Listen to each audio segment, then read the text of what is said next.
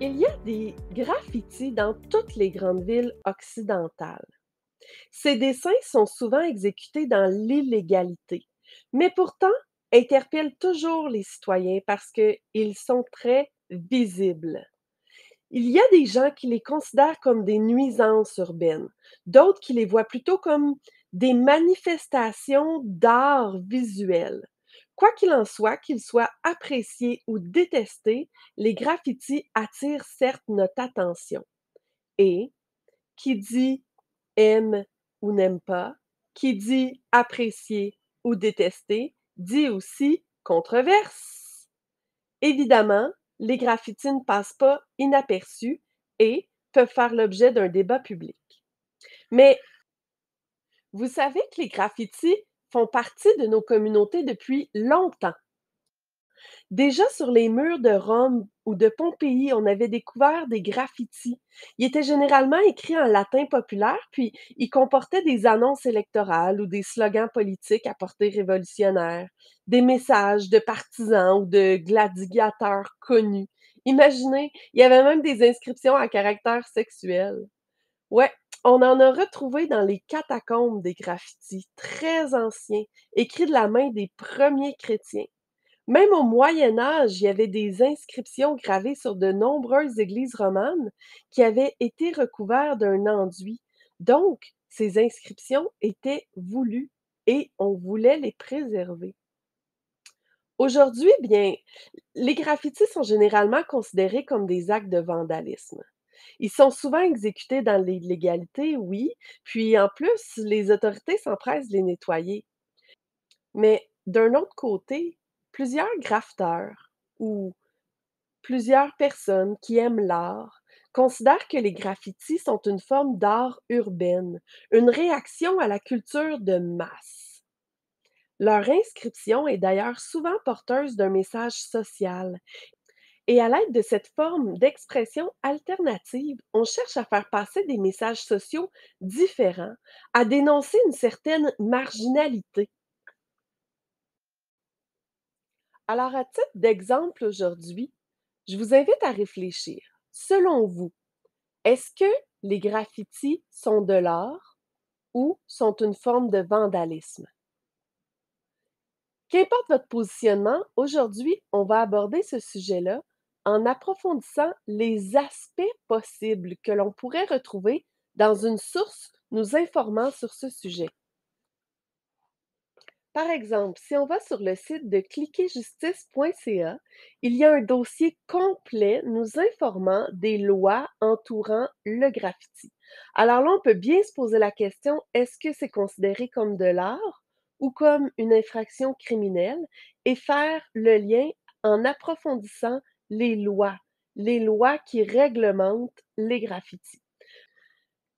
Évidemment, l'auteur ne cherche pas à nous convaincre de quoi que ce soit, mais bien à nous informer en référant aux lois et en les vulgarisant. Donc, pas de surprise là, la thèse, elle est neutre et le texte est objectif. Si on va voir dans le texte, est-ce légal de créer un graffiti? La réponse, selon ce site, c'est ça dépend. La liberté d'expression est un droit constitutionnel que l'on peut exercer en créant de l'art, notamment du graffiti. Mais attention, ce droit a des limites. Selon le Code criminel du Canada, lorsqu'un graffiti est peint à un endroit non autorisé et qu'il détériore les murs, installations, logements ou mobilier urbain, il s'agit d'un méfait ou du vandalisme. Là, ici, on traite de loi. Alors, on pourrait annoter à côté de ce bout de texte qu'il s'agit d'un aspect législatif, puisqu'on parle de loi. Ensuite, ils ajoutent, attention, une personne trouvée coupable d'avoir peint un graffiti qui endommage un bien ou un édifice d'une valeur de moins de 5 000 pourrait recevoir une peine d'emprisonnement allant jusqu'à 2 ans. Si la valeur du bien ou de l'édifice endommagé est au-delà de 5 000 la peine de prison peut s'élever jusqu'à 10 ans. Ici, on parle d'argent. Ce serait facile d'identifier l'aspect économique. Cela dit, il ne faudrait pas non plus négliger l'aspect législatif. Parce que certes, on parle d'argent, d'économie, mais ce sont les lois qui fait qu'on a ces pénalités-là. Alors, si vous identifiez l'aspect législatif ou l'aspect économique, ça peut être bon. À vous, par contre, d'aller bien réutiliser ces informations dans votre texte et de ne pas chevaucher un aspect et un autre et de le présenter en mettant l'accent sur un aspect ou sur un autre dans un paragraphe.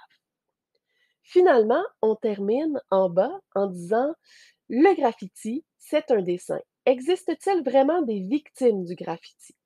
Le site dit oui. Dans la majorité des municipalités, on oblige les propriétaires d'édifices à faire nettoyer les graffitis sur leurs murs.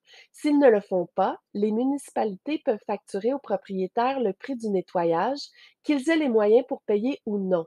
Le coût du nettoyage peut passer de quelques centaines à quelques milliers de dollars. Alors là, encore une fois, c'est une règle, oui, on aurait pu noter l'aspect législatif, mais on parle encore.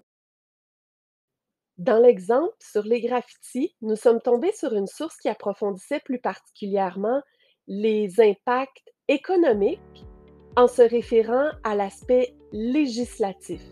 Donc, deux aspects étaient très fortement présents dans l'extrait présenté, soit l'aspect législatif et économique. Mais il y en existe une pléthore d'aspects. Vous auriez pu tomber sur un sujet ou sur certaines sources qui abordent les conséquences physiques, psychologiques d'un phénomène, ou encore sur des aspects moraux ou sociétaux, culturels, éducatifs. Vous auriez pu aussi tomber sur un article à saveur politique ou encore qui traite davantage de l'aspect scientifique, environnemental ou même philosophique.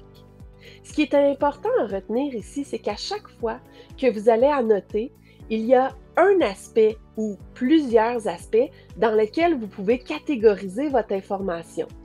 Cela dit, cette étape très importante de l'annotation vous permettra ensuite de classer votre information parce qu'on s'en va un pas à la fois vers l'écriture. Et sachez qu'au moment de l'écriture, dans chacun de vos paragraphes, je vais vous demander d'approfondir un argument qui cadre dans un aspect. Un paragraphe, un argument, un aspect. Ce sera la formule magique pour votre texte argumentatif. Alors, retenez bien que cette étape est très importante pour, par la suite, classifier comme il faut votre information et faciliter votre écriture pour pouvoir synthétiser par aspect les informations.